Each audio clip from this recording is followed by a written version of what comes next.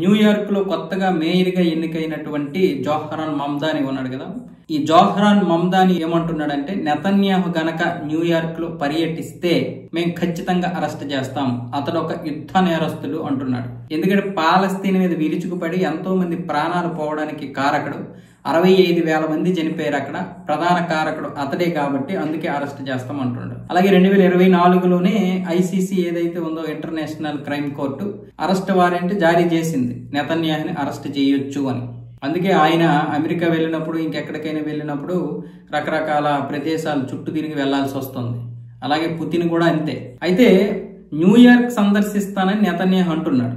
మామూలుగా అయితే white house కి వెళ్లి వాళ్ళ పని వాళ్ళు కానిచ్చేసి తర్వాత వెళ్ళిపోతారు. ఈసారి న్యూయార్క్ లో కూడా పర్యటిస్తానని చెప్తున్నాడు. దానికి కొత్తగా మేయర్ గా ఎన్నికైనటువంటి ఈ జోహ్రాన్ మమ్దాని ఏమొచ్చేసి నేను అరెస్ట్ చేస్తాను, ఆ యుద్ధ నేరస్తుడిని అని చెప్తున్నాడు. దానికి మీడియా కూడా నెతన్యాహుని ప్రశ్నించింది, మీరు మరి న్యూయార్క్ ని పర్యటిస్తే అతను అరెస్ట్ చేస్తానంటున్నాడు కదా అని. అతను మంచిగా స్పందిస్తే బాగుంటది, ఇద్దరం మంచిగా కలిసి పనిచేయొచ్చు, లేదా ఇద్దరం కలిసి మాట్లాడుకోవచ్చు. కాదు కూడదు అనుకుంటే పరిస్థితులు వేరేగా ఉంటాయని చెప్తున్నాడు నెతన్యాహు. అయితే ఇప్పుడు మమ్దాని ఎందుకు ఇలా చెప్తున్నాడు? ఇప్పుడు కొత్తగా కొమ్ములు వచ్చాయి మమ్దానికి. ఇంతకు ముందు నెతన్యాహు అమెరికా రాలేదా, ట్రంప్ మాట్లాడాడు. కాకపోతే న్యూయార్క్ అతడి చేతిలో ఉంటది, మేయర్ చేతిలో. అంత మాత్రాన్ని అరెస్ట్ చేయడం అంత ఈజీ ఏం కాదు. పాలస్తీనాలో 65,000 మంది చనిపోయారు అంటున్నాడు. మరి ఈ ఉగ్రవాదుల వల్ల కొన్ని లక్షల మంది చనిపోతున్నారు సంవత్సరానికి. ఒక రోజుకి కాదు, 2 రోజులు కాదు, సంవత్సరానికి రోజుకి కొన్ని వేల మంది చనిపోతున్నారు ఈ ఉగ్రవాదుల వల్ల. అంటే మరి ఈ ఉగ్రవాదులు పెంచి పోషించవచ్చు, వీళ్ళు ఉండొచ్చు.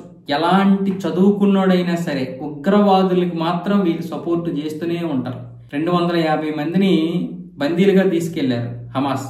అలాగే 1,200 మందిని పొట్టన పెట్టుకున్నారు, చంపేశారు. సాధారణ పౌరుల్ని సైన్యాన్ని కలిపి మొత్తం 1,250 మందిని చంపేస్తే మరి ఒక్కడో మాట్లాడడం, మరి అదేంటది మానవ ఉల్లంఘన కాదా?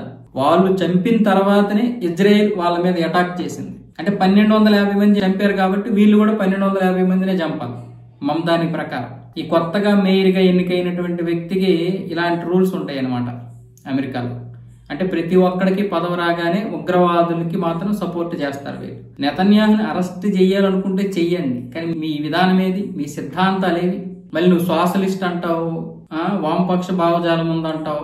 ఈ వామపక్ష భావజాలం ఉన్నటువంటి వారి నిజస్వరూపం అంతా ఇలాగే ఉంటది. ప్రజల్ని చంపుతున్నటువంటి వారిని ప్రశ్నించరు, ఆ ప్రజల్ని చంపుతున్నటువంటి వారిని చంపినప్పుడు మాత్రం వీళ్ళు వస్తారు.